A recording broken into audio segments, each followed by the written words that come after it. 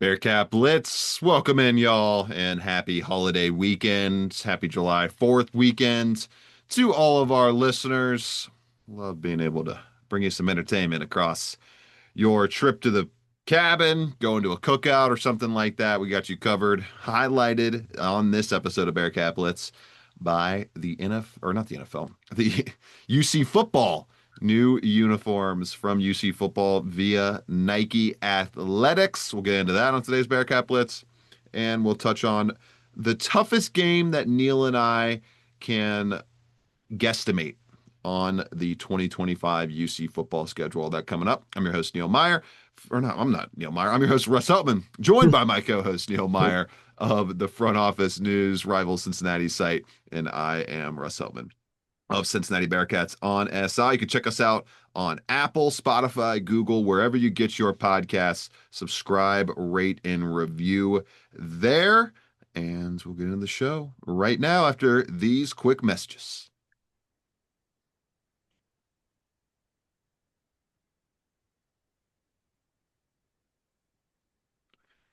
Firing up segment one on today's Bearcat Blitz. Going to be the majority of the show. Pretty light show, fun show for everybody this end of the week, whether you're listening to it on Thursday, Friday, or across the holiday weekend. New uniforms, Neil. Red, white, and black. The three main focuses of the fresh uniforms from Nike for the Cincinnati Bearcats football squad. Overall, kind of what I expected, Neil. I'm not wowed. I'm not shocked. I'm not blown away by these uniforms. I do love the red. I love the kind of tweaks they made to the red uniform, putting the Cincy script on there. I like that. It gives it a little bit more pizzazz, in my opinion, than just the straight Cincinnati across the chest. And then the tweaked helmet, very cool. Very, very cool addition. They went with a kind of red lightning paint as opposed to the more dark red paint on the old red helmets. And so now they're going to have a completely brand new look to go with that all red uniform whenever they end up wearing it at some point this season. I would imagine they will break it out in the fall of 2025. But wasn't really wowed by the black and whites, Neil, but the red popped. The red looks great. And honestly, I'm sure there's rules that make it so you can't have colors like that be your primary home jerseys, but if I was runner operations, I would make that red the premier jersey for Bearcats football. Yeah, and I'm right there with you on making the red the primary jersey, right? Because I think it was you and I that had this conversation every year when they wear the red uniforms. We're like, man, I wish they would wear these more often, right? Because the red uniforms, if you ask me in years past, Russ, those were the slickest of the uniforms to say the least. So Yeah. that's me. And I personally love this red look right now. And we were hearing about like what this might be, what this might look like in a sense, right? And on top of it, to see the Cincy across the chest, like the basketball uniforms, I think that was pretty cool. But I love the red. I think the red pops. But Russ, let me ask you, what's your I know a lot of people have been talking about it on social media or whatnot. What's your thoughts on the new number design? Do you like it being on the shoulder plates? Do you like the numbers being a little bit bigger? Do you like the outline? Obviously, anytime you can add a little bit more red to your white uniforms, it pops. But do you like that kind of number and that kind of font a little bit more than years past?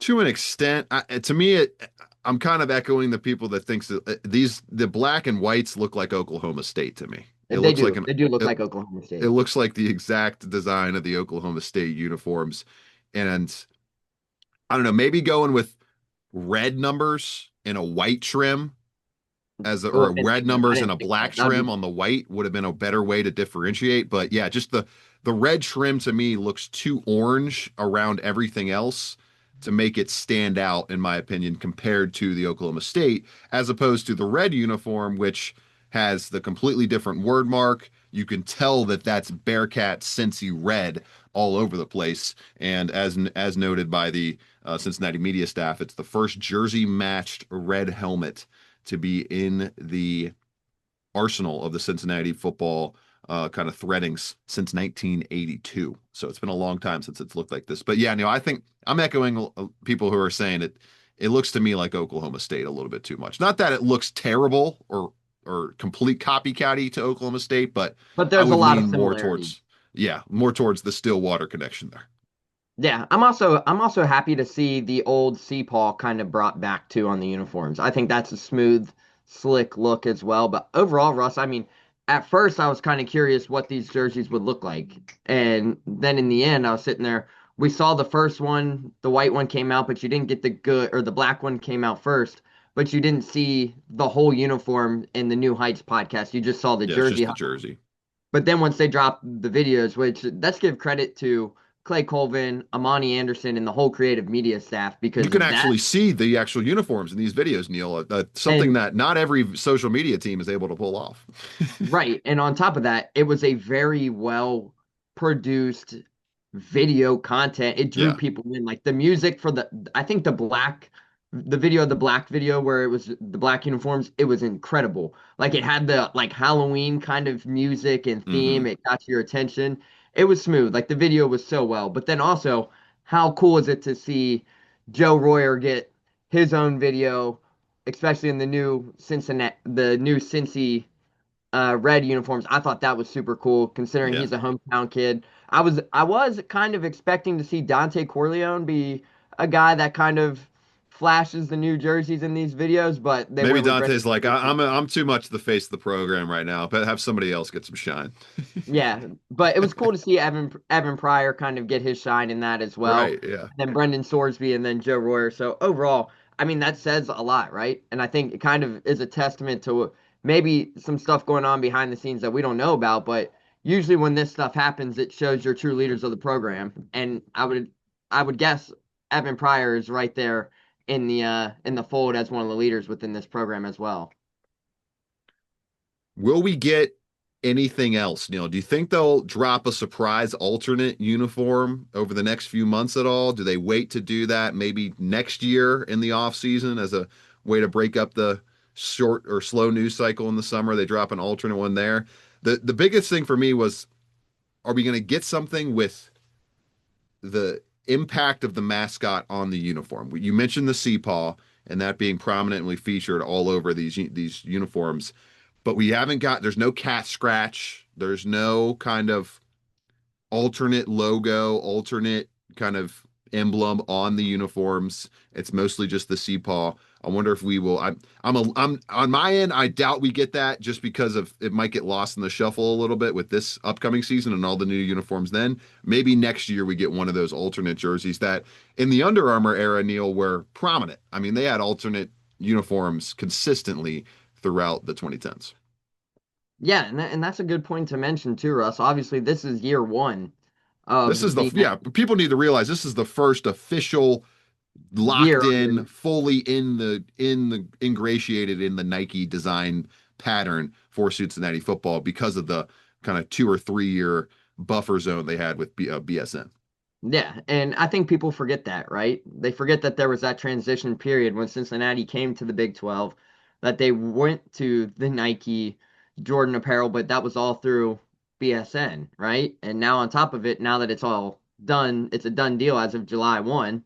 You look down and it's like, okay, now these are the first uniforms. Yeah, these are slick uniforms for year one under Nike. And the deal is, I believe, 5 years. So on top of it, you have till Yeah. 2030 roughly.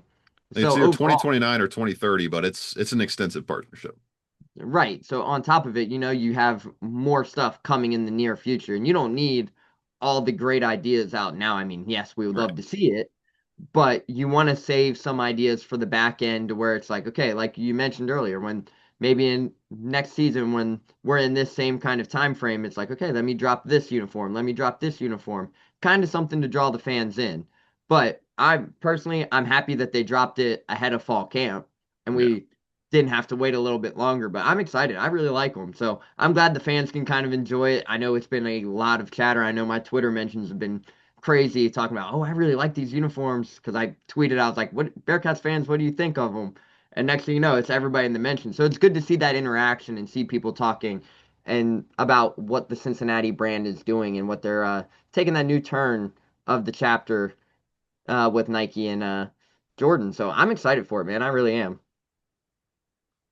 New uniforms all over the place. Check it out. You can go to, I'm sure Front Office News has coverage of it. You can check it out on Cincinnati Bearcats on SI.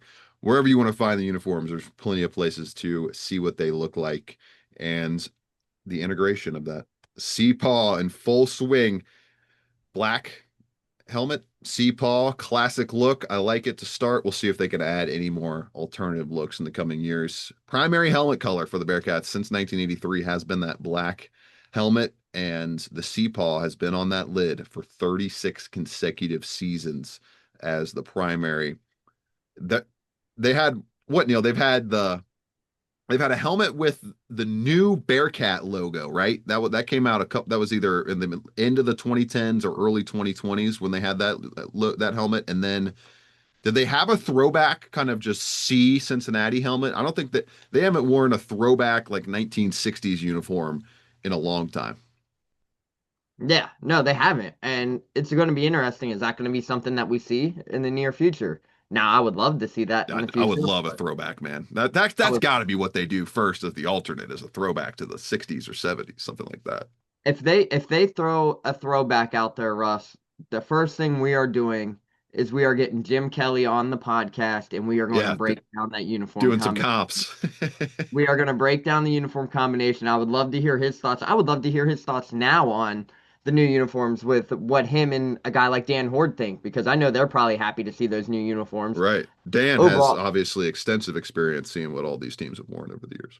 so if they come out with a throwback uniform in the near future, we definitely got to get Jim on and we got to talk about it. I think it's only right. Right. And I love the recent addition, Neil, of the designs hip pads or is that what they're called? Not the hip pads. The um what are the pads right on the front of your leg? I should know this Oh, the as a thigh pads. thigh pads. Thank you. Duh.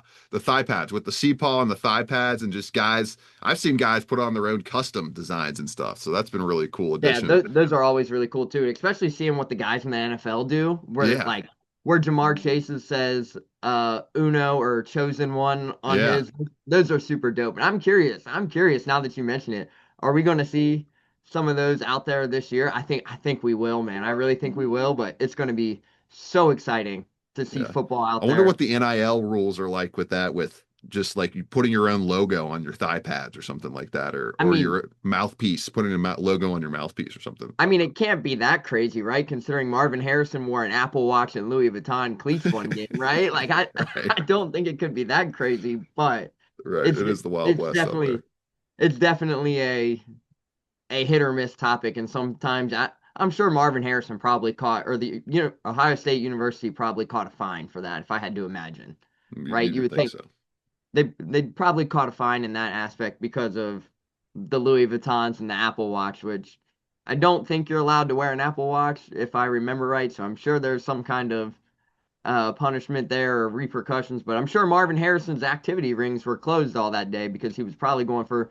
203 touchdowns in that game. But who knows, man? Who knows? But yeah, I'm excited. Could you imagine Dante Corleone senior night coming out, Russ, and some custom thigh pads that say The Godfather? It'd be awesome. It would It be would be awesome. so awesome. So awesome. Fun stuff. New uniforms for the Cincinnati Bearcats football team.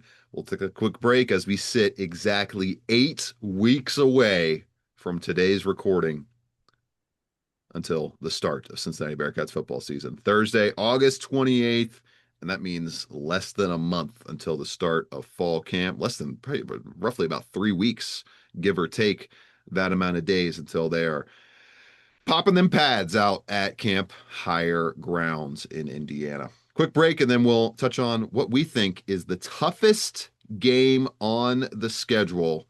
Neil and I's opinions for the Cincinnati Bearcats football team this fall. Stay with us.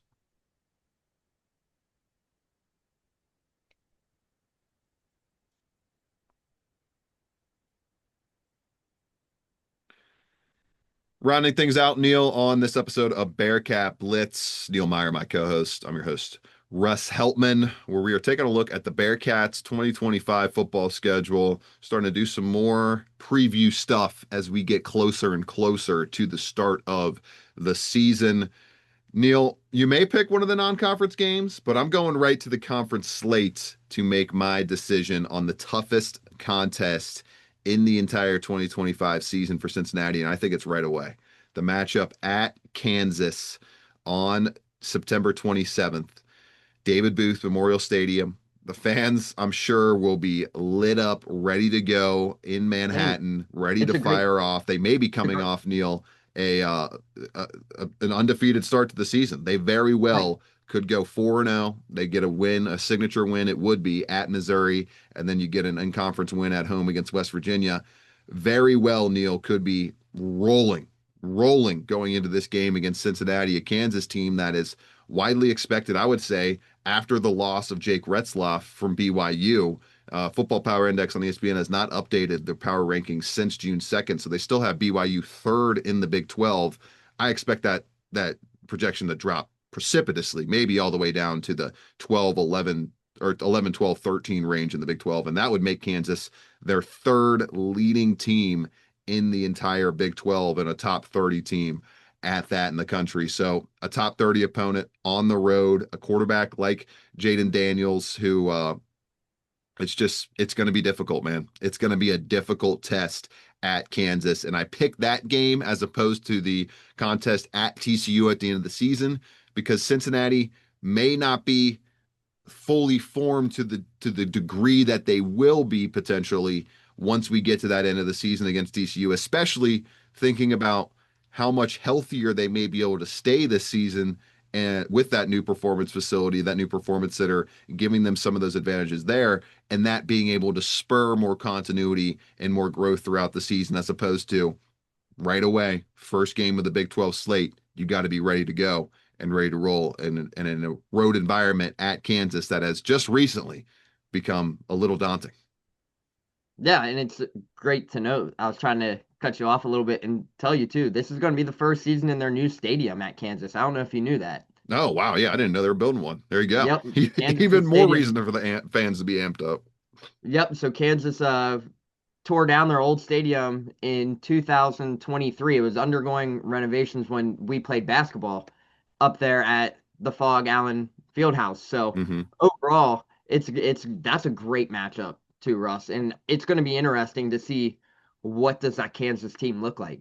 Can Jalen Daniels stay healthy for a whole season? That's to be determined. Now that's going to be the big question to kind of that'll dictate Kansas this whole season. But I don't like that matchup as their Big 12 opener. If I'm being honest, I don't. And I it wish. makes it even more important to start as much as do everything you can to go undefeated in the non-conference slate.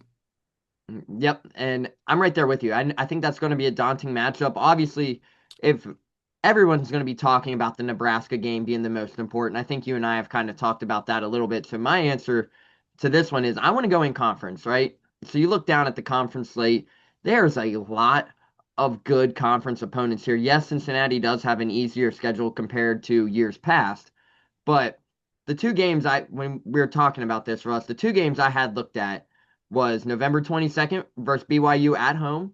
That was before the Jake Ratzlaff situation. So it's going to be interesting to see really how does that all play out. I'm sure I'll get an update earlier next week when we hear from Kaylani Strike at media days in Frisco, Texas. So it's going to be interesting to see how that situation really plays out.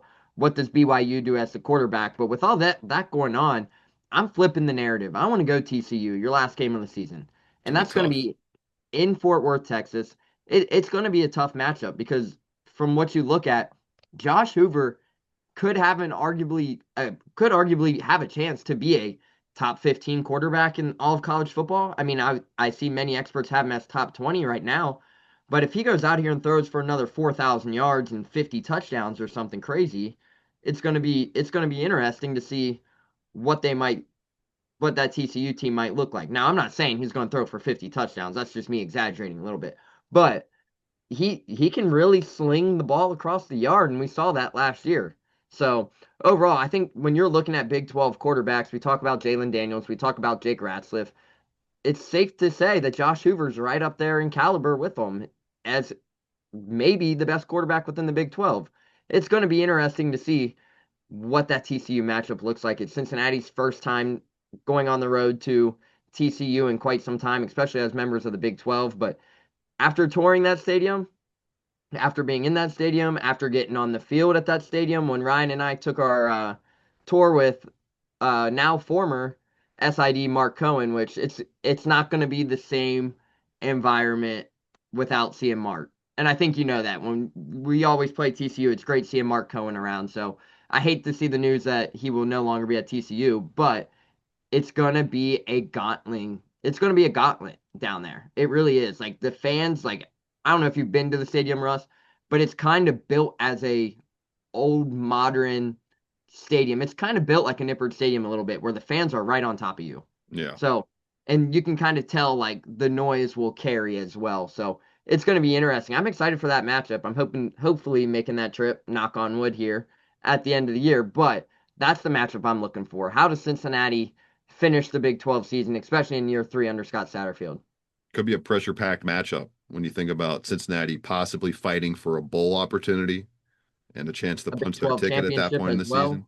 Yeah, like you hope that they have already gotten that knocked out a couple weeks prior, and you hope there's even more pressure on the situation, Neil, maybe playing for a spot either team in the Big 12 championship game. Not likely for the Bearcats, much more likely for TCU as one of the projected top four, top five teams in the entire conference, and roughly a 13 or 10% chance right now on ESPN's Football Power Index to make the college football playoff. So likely going to be plenty of things at stake in the matchup against TCU all the way on, what is that, November 20 29th? Yes, November 29th at Amon Carter Stadium.